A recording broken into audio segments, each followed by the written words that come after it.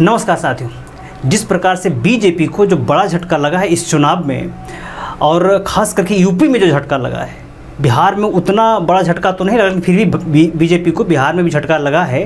लेकिन यूपी में जो झटका मिला है बीजेपी को, और इसके बाद राजस्थान हो, हरियाणा हो, पश्चिम बंगाल हो, इस झटके के बाद एक झटका और लगने वाला है। वो झटका है कि कहीं बिहार के जो पलटू चाचा के नाम से मशहूर नीतीश कुमार हैं, कहीं वो न पलट जाएं, क्योंकि वो एनडीए के गठबंधन में शामिल हैं।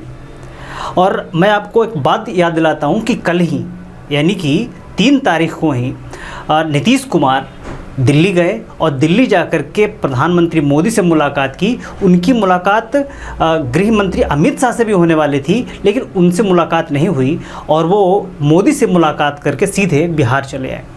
तो अब ऐसा क्यास लगाया जा रहा है कि क्या इस प्रकार के मेजॉरिटी के बाद, जो कि एक कोलिजन गवर्नमेंट बनने वाली है, एनडीए की ही बनेगी, लेकिन एक कोलिजन गवर्नमेंट बनेगी, और अभी वर्तमान में मैं सिचुएशन बताऊं कि बिहार में जेडीयू 14 सीटों पे लीड कर रही है। ऐसी स्थिति में जेडीयू का अलग हो जाना, नीतीश कुमार का अलग हो जाना बीजेपी के लिए एक बड़ा झटका होगा। और सब कुछ ठीक नहीं चल रहा है, क्योंकि जैसा बताया जा, सूत्रों के अनुसार बताया जा रहा है, ऐसा खबर है कि कल जब तक जो रिजल्ट नहीं आया था तब तक ऐसा लग रहा था कि बीजेपी का एक बहुत बड़ा मेजॉरिटी में विजय होगा, लेकिन ऐसा नहीं हुआ। और उसके पहले ही ऐसा कहा जा रहा था कि प्रधानमंत्री मोदी ने नीतीश कुमार को कहा कि आप केंद्र में आ जाइएगा और सीएम की जो कुर्सी है वो आपको बीजेपी को देनी पड़ेगी। लेकिन अब चूँकि सिचुएशन बदल गया है, अब बीजेपी के खुद ही प्राण जो है अब अटके हुए हैं, उसके मात्र 241-42 सीटें अभी तक आई है। तो क्या ऐसे में बीजेपी का नीतीश कुमार पर प्रेशर बनाना, ये नीतीश कुमार के लिए एक बहुत बड़ा अपॉर्चुनिटी है कि अब क्या करें। क्योंकि अब नीतीश कुमार भाई, जो मीम्स चल रहे हैं कि नीतीश चाचा सबके हैं, नीतीश कुमार सबके हैं, तो वो जो है बीच में है। और उनकी अहमियत अब जो है एक ऐसे व्यक्ति के रूप में हो गई है कि अभी अगर कहेंगे कि हमें जो है डिप्टी सीएम का पद मिलना चाहिए तो बिल्कुल मिलना चाहिए, ठीक है। क्योंकि आप पिछले लोकसभा में देखें, जब वो शामिल थे, उनको जो है सरकार में कोई भागीदारी नहीं दी गई थी, और उन्होंने जो दिया भी गया था उसको लेने से इनकार कर दिया था। लेकिन ऐसी सिचुएशन में बीजेपी के सामने नीतीश कुमार एक ऐसे चेहरा के रूप में आ गए हैं जिसमें बीजेपी अब कुछ कर नहीं सकती। अगर नीतीश कुमार निकल जाएं, अगर नीतीश कुमार यहाँ से निकल जाएं तो सरकार तो नहीं गिरेगी, चूँकि 292-96 पे एनडीए चल रहा है। तो अगर 14 सीट निकल भी जाता है तो सरकार तो नहीं गिरेगी। सरकार जो है कभी भी अल्पमत में आ सकती है। तो ऐसे में नीतीश कुमार का सपोर्ट बीजेपी के लिए एक बहुत बड़ा सपोर्ट होगा, एक बहुत बड़ा मेजॉरिटी होगा।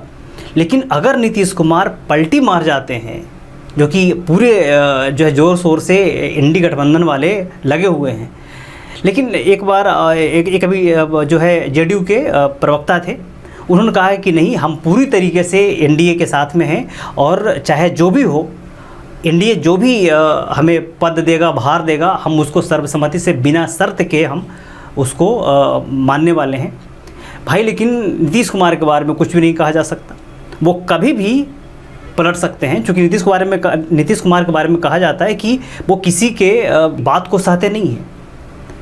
नीतीश कुमार किसी के बात को नहीं सहते, उनको जरा सा लगेगा कि मेरे मान सम्मान में कमी हुई, वो तुरंत वहाँ से निकल जाते हैं। चाहे वो देख लीजिए, एनडीए से भी कई बार निकल के बाहर गए, फिर आरजेडी से निकल के कई बार बाहर आए।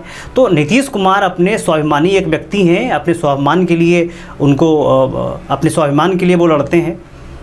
तो कहीं ना कहीं फिर से एक बार नीतीश कुमार पलटी ना मार जाएं, ये बीजेपी को देखना होगा, ख्याल रखना होगा, तभी सरकार जो है वो चल पाएगी। लेकिन इतना तो तय है कि सरकार बीजेपी की बननी है। सरकार जो है मोदी जी सरकार में आएंगे, प्रधानमंत्री फिर से एक बनेंगे। और बीजेपी के लिए एक बहुत बड़ी सबक है, जो ओवर कॉन्फिडेंस में आके 400 पार कह रहे थे, वो 300 भी पार नहीं हुए।